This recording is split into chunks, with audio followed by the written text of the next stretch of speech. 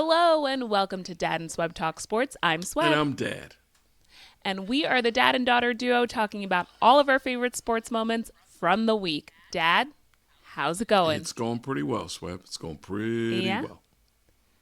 How's the food situation going? Are the food police still heavily monitoring the situation? Yes.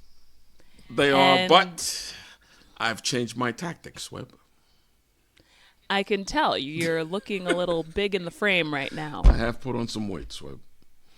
That's what happens when you wake up in the middle of the night and you go outside and you turn the grill on and put a burger on. Please tell me you didn't really do that. No, I haven't done that yet. But, I used to do that, I used to, have a burger at 1 o'clock in the morning. Why?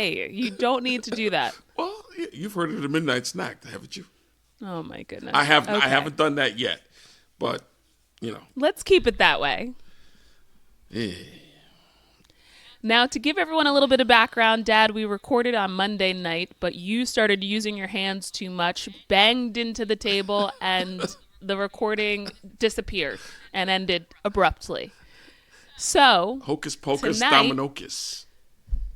Tuesday night, we're back at it to have another conversation about sports, and you are going to be a little less passionate with your body.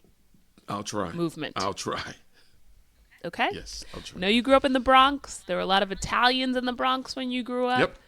Great Italian food. You rave about the pizza. But let's try to be better about where we're moving our hands and our arms. That's why I like to talk with my hands, recording. Swebb. Yeah, just stop banging the table. Let's try that. Okay.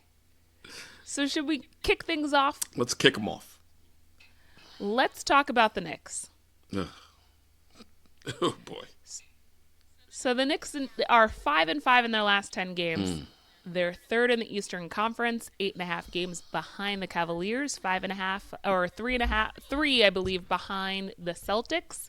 They lost on Monday night to the Detroit Pistons.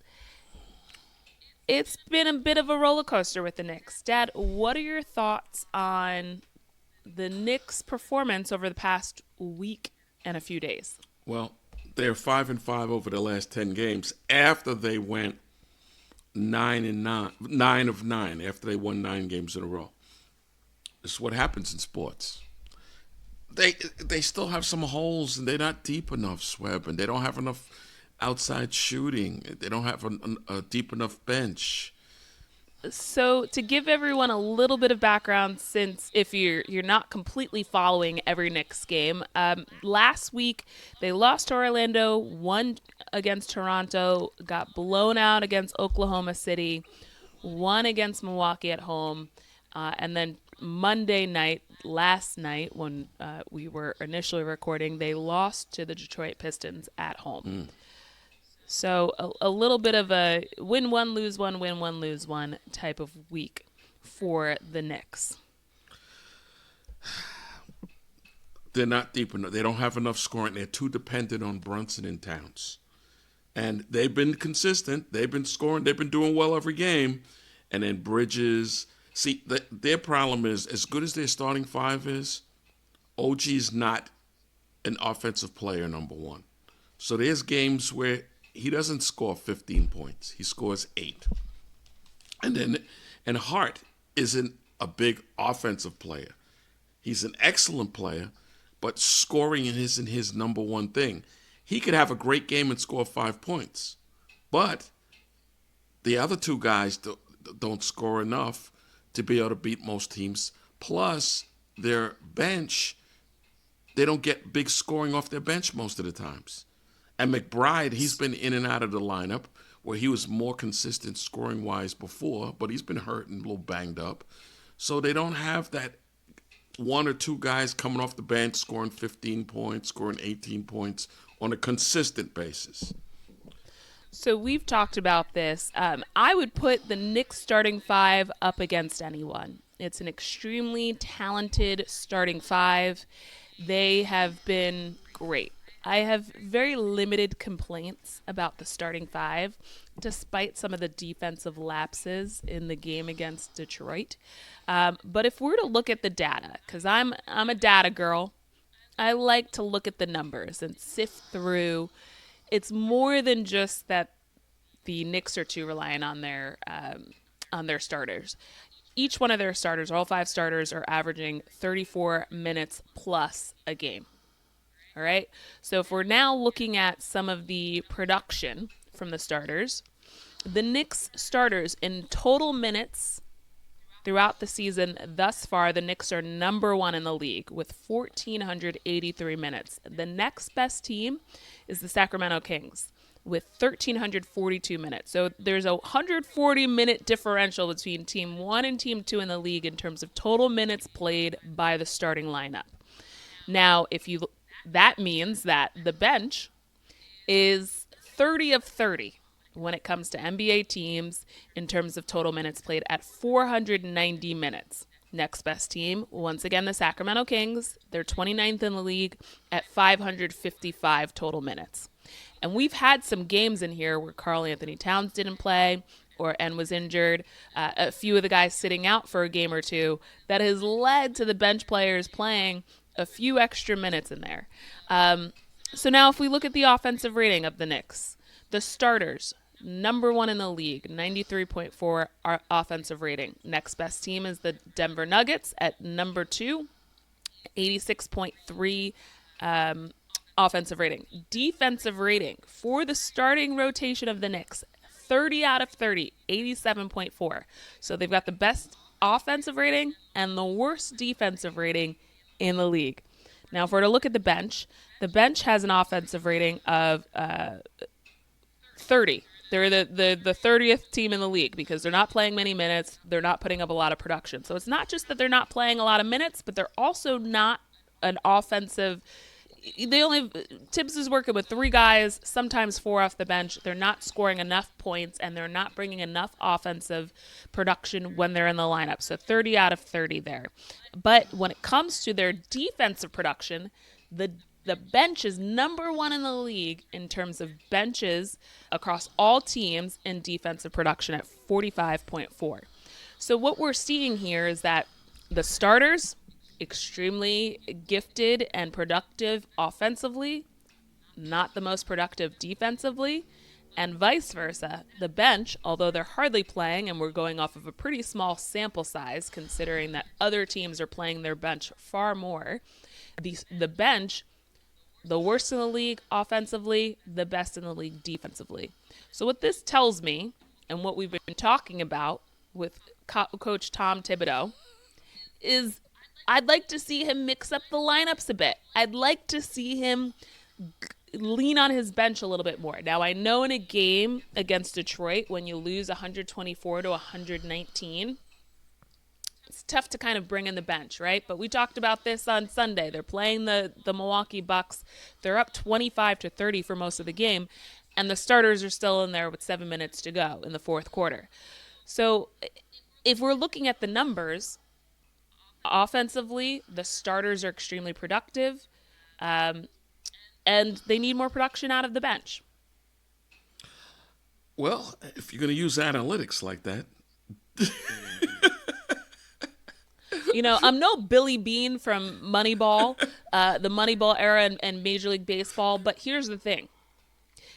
You can see it, right? And so I'm not even going to rely too much on the defensive rating of the starters because my head thinks that if you're playing in games every day, 38 to 42 minutes a game, your defense is likely going to lag a little bit because your legs are a little bit tired, particularly when you have a back-to-back game.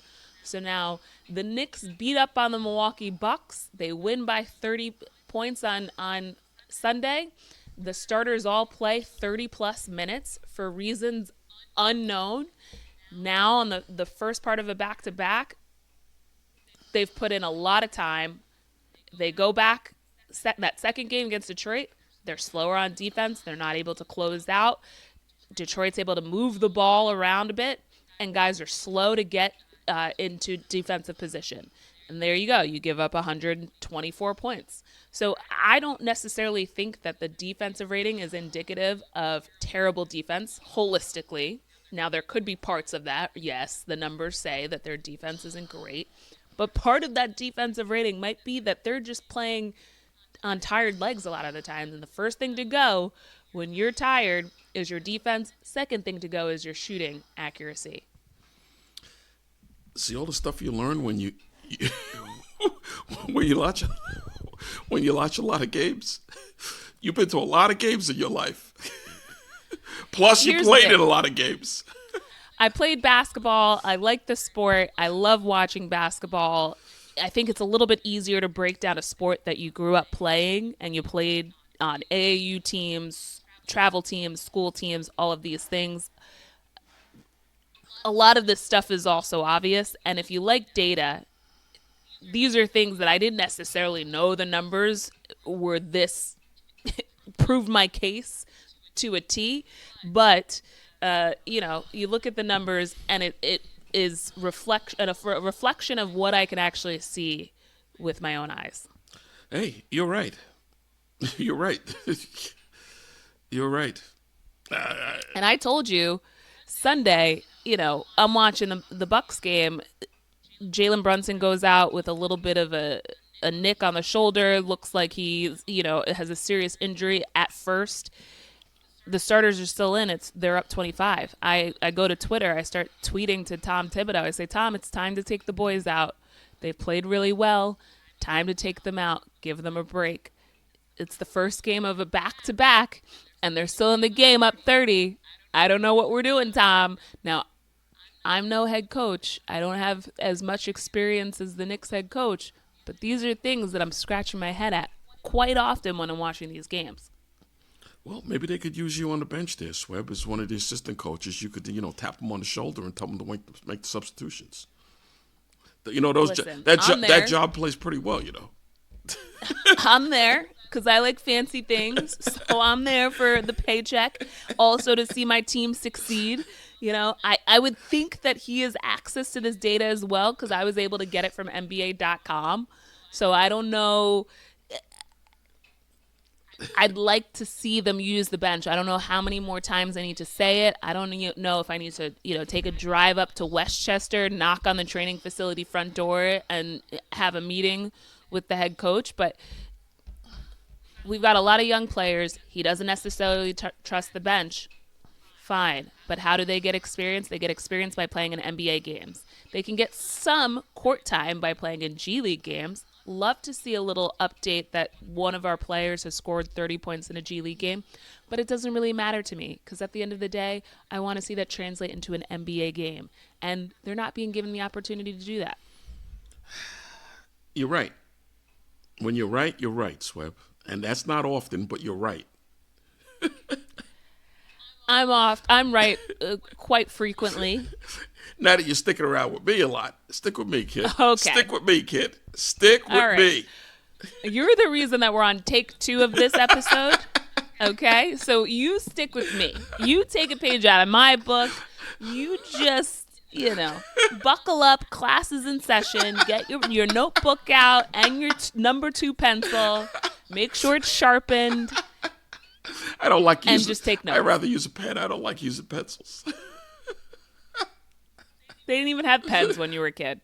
Yeah, they did. Yeah. And a bottle of ink on your desk. You just stuck it in the ink.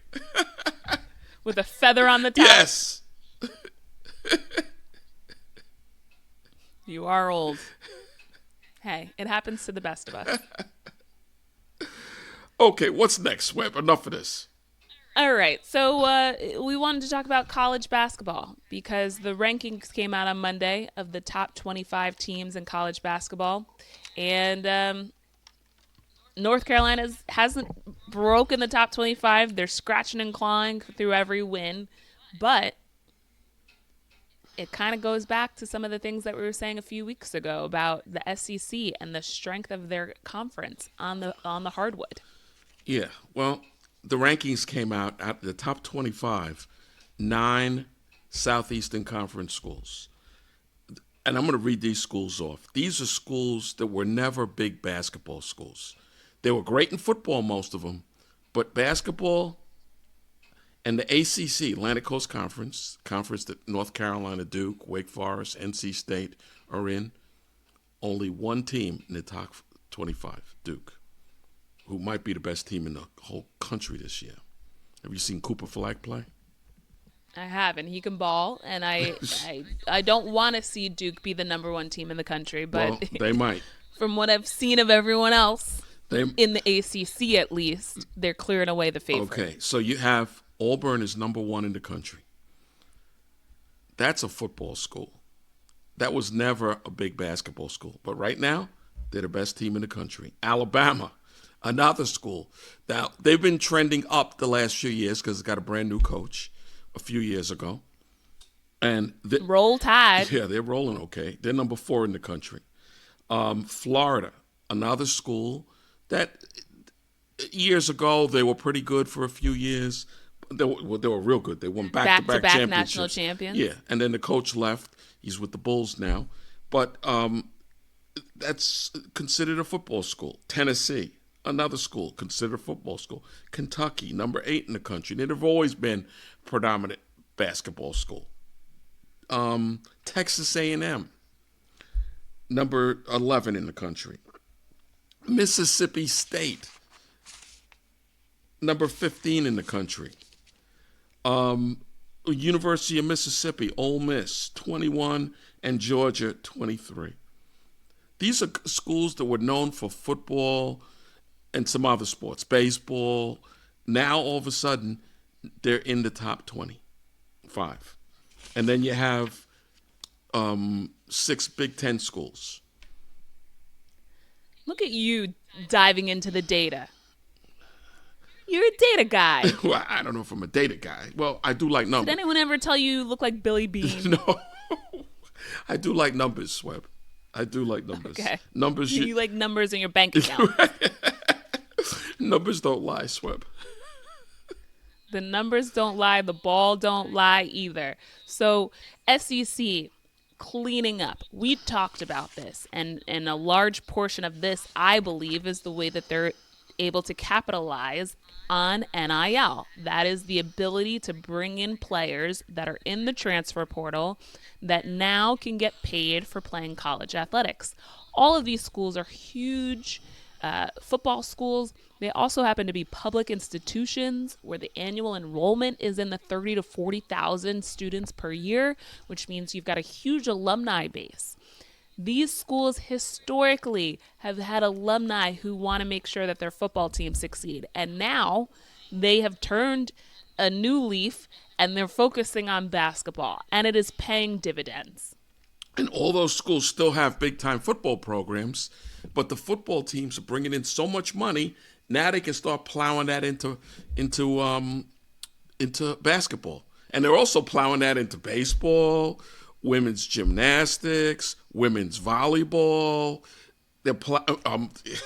Wait till all those schools start playing lacrosse. So to give people a little look at college athletics, the only 2 sports in college athletics that really make money for their schools across the board is college football and college basketball. Everything else, you might be in the red or breaking even.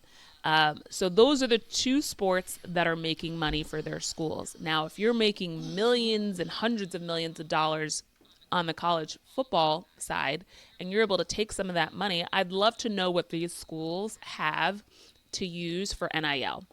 Now, as Miami Hurricane, I know that we were able to capitalize on it. We just got the former Georgia quarterback to come transfer to Miami. He's getting paid a ton. His girlfriend also happens to go to Miami and is making a ton of money playing on the women's college basketball team. But I'd love to know how much money they truly have to use on these players, because I think the disparity in the SEC must be way greater than any of the other conferences, is my assumption. I'd have to look at those numbers. Well, you have the transfer portal where kids can transfer. Some of these kids go to 4 different schools in 4 or 5 years, okay? And they just go into the highest bidder. It's unbelievable what's happening. It's not. I don't think it's good for college athletics in the long run. I don't think so either.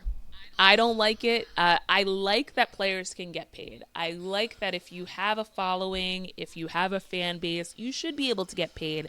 All of these years of watching college football games, the Vince Youngs, the Reggie Bushes of their generation, people were lining up to watch those games. The TV audiences were huge. They should be able to get paid. My problem, and some of these other sports, right? Like women's college volleyball is really blossomed. Nebraska sold out. They get more people going to women's college volleyball games than they do to the football games. You should be able to get paid if you're one of those star players, or if you're a player that has a following, just because now with social media you're able to create content that has garnered a following, like the Olivia Dunns of the world. My issue is it's the wild, wild west with this transfer portal. That it's essentially like professional sports, free agency. You're able to just go wherever you want. School is pretty much secondary. You can go to wherever you want, you get paid, and you take the highest bidder.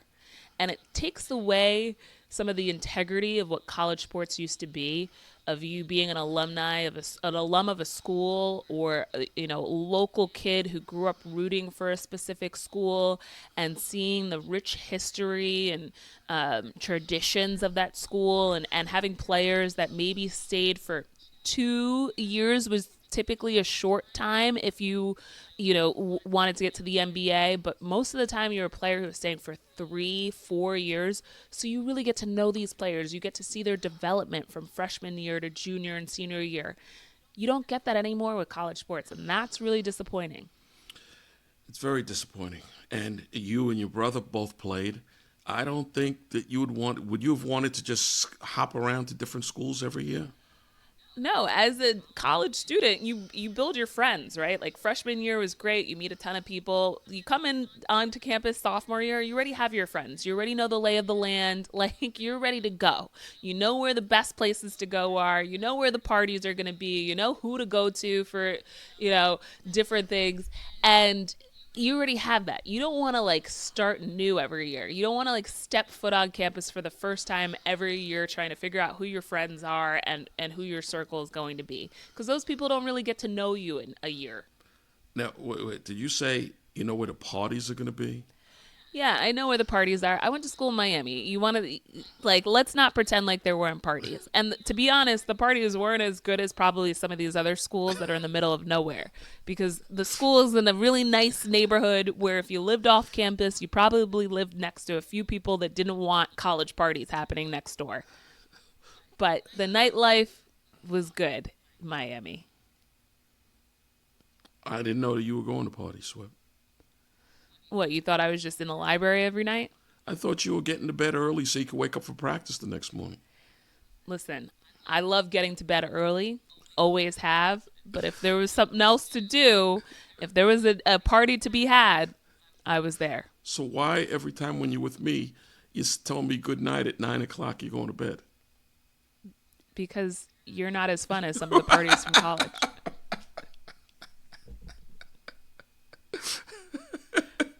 If you want to capture my attention, keep me awake, then fine. But if you're going to be over here dozing off or, playing videos on your computer loudly that I don't care about, you think I want to stay up for that?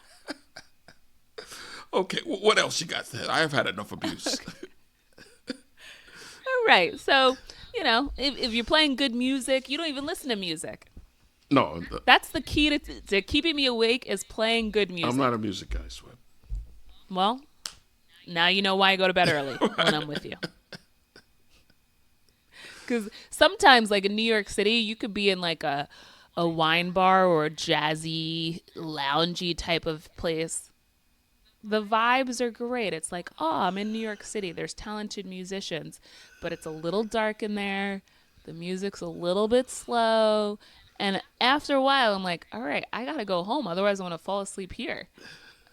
I need to be someplace where I can hear the beat going. Let's go. If I want to dance, if I haven't heard this song since I was in high school or college, let's go. Oh, boy.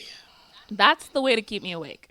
If we're gonna just be in a place that like has no music at all, good luck. Good luck keeping me there. That's my kind of place, as long as there's a lot of TVs up on the walls.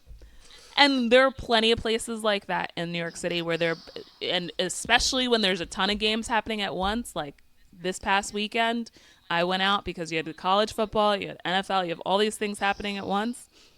Great, great opportunity to be out in New York, being able to focus on a bunch of different games. But hey, if none of those TVs are playing my team and a game that I want to watch, I might be interested or I might be bored.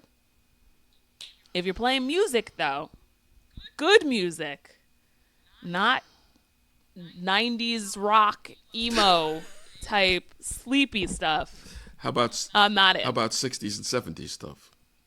60s and 70s I can get down with.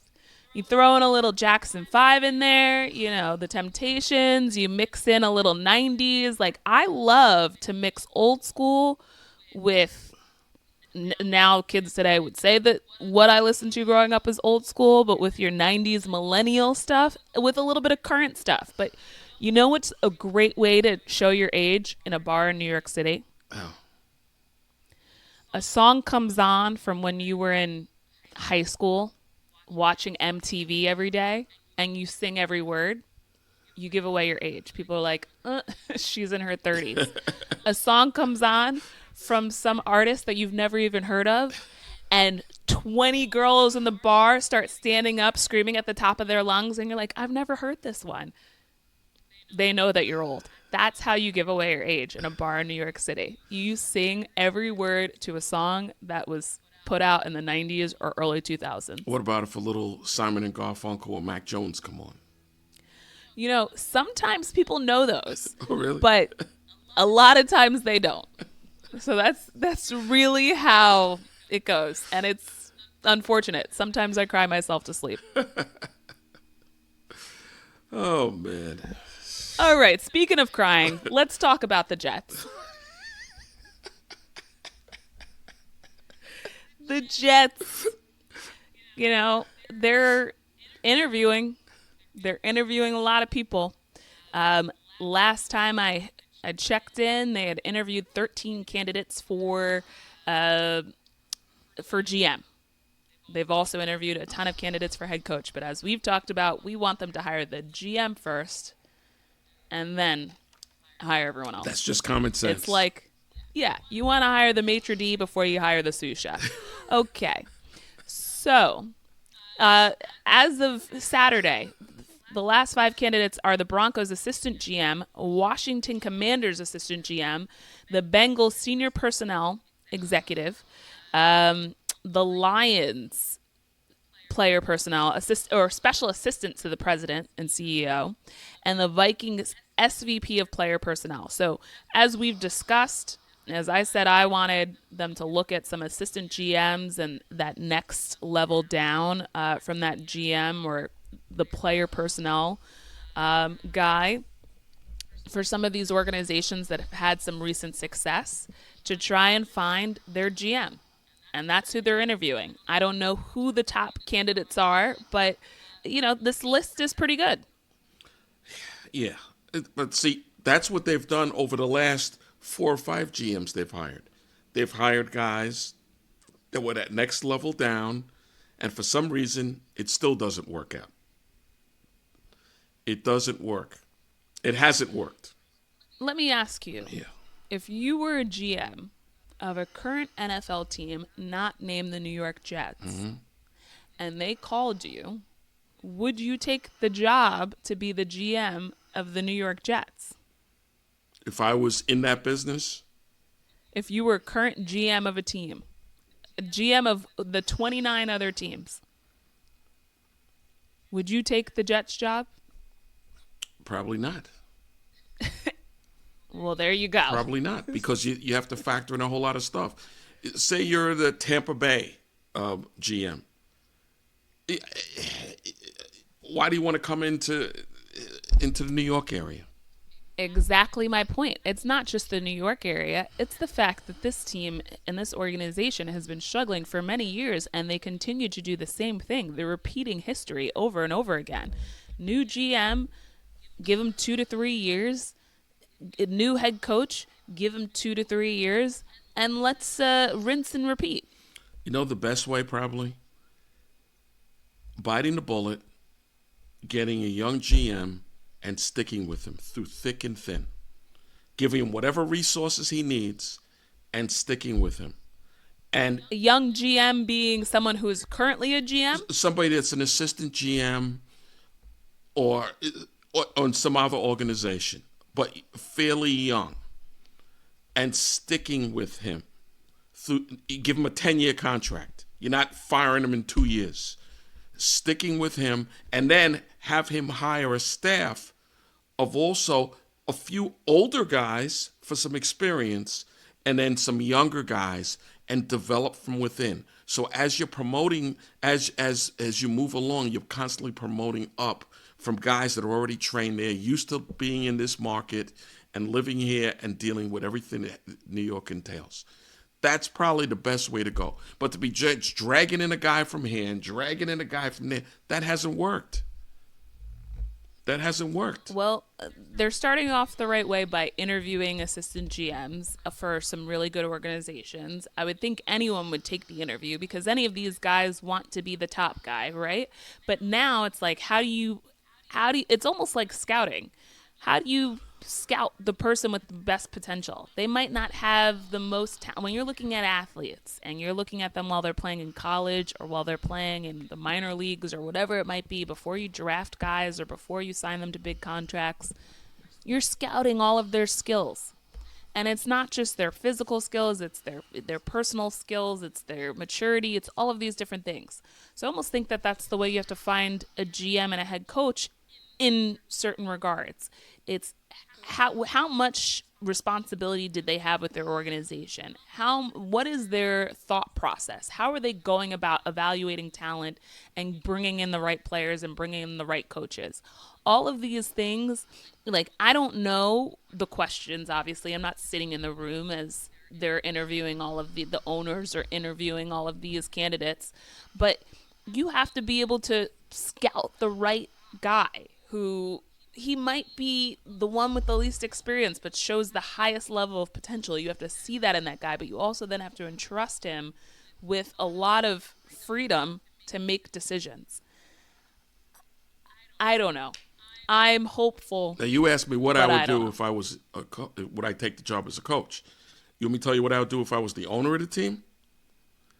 I would Yes. look around the NFL and find a guy, a current GM that's been successful over an extended period of time, and pay him double to come and work.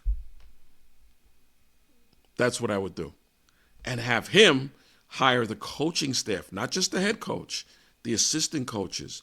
Those are the guys that are going to develop all your young players that they draft. That's why you like numbers, Right. because That's what I you're a would do. big spender when it comes to this Well, imaginary you gotta have scenario. you gotta have talent because I don't have the knowledge as the owner. I don't have the knowledge of what guys to hire. But I would look around, see, Kansas City GM, the Baltimore GM, Detroit Lions? well, they're just Johnny Come Latelys. Let's see how things play out over an extent. I'm talking about the teams that have been good for an extended period. Have Philadelphia Eagles. I would go to one of those teams, not hire the assistant GM. Try to take their head GM, their head guy, pay him double. Come here. What would be your sales pitch? I'm desperate. I need help. I'm a good guy. Here's the money. You're making $8 million a year. Here's $16 million. Here's $20 million. Come here. You have a 10-year contract. I'll stay out of the way. I'll leave my checkbook. It's going to be open on the desk. Whatever you need, you get. Hire the coaching staff, hire the head coach, assistant coaches, and then take care and draft players and build with young players through the draft and undrafted free agents. All right, stop begging. That's what I would do. I would just, please help me. I'm a desperate man. That's what I would do. By the way, That's an interesting approach. that works. All right. Well, before we close things out, what are you looking forward to this week, I'm Dad? taking a little road trip, Swebb. You're taking a little road trip to where? I'll tell you about it when I get back. Just keep your just keep your door open. You never know where I'm gonna pop up. That means I'm keeping my door locked. All 3 locks will be locked. Phone will be on airplane mode. Good luck. Travel safely. Taking a little road trip, Swebb. All right. Well, safe travels. Do you want to give the people a tip of the week? Without banging on the table. Sorry. Give you a tip first, Swebb, then I'll give a tip. Let me think about it. My tip is if Dad says he's going on a road trip, make sure you lock your doors. Because you never know where he'll end up. And the only reason you should unlock them is if he shows you, the little eye thing, if he shows you his credit card. If he puts that up to the eye hole, the peephole, then you unlock the door. If he just has his big noggin in the peephole, tiptoe, slowly back away from the door, keep it locked, turn off the lights, and pretend like you're not home. And that's my tip of the week. My tip is please open your door. Well, that concludes this week's episode of Dad and Swebb Talk Sports. Dad still has a house phone. Still has a house phone. These Gen Xers, are you considered Gen X? You might be older. I don't know. I don't know. What am I? I don't know. These baby boomers, man, swear by their house phones, even though everyone has a cell phone. And if you really need to reach someone, you call their cell phone.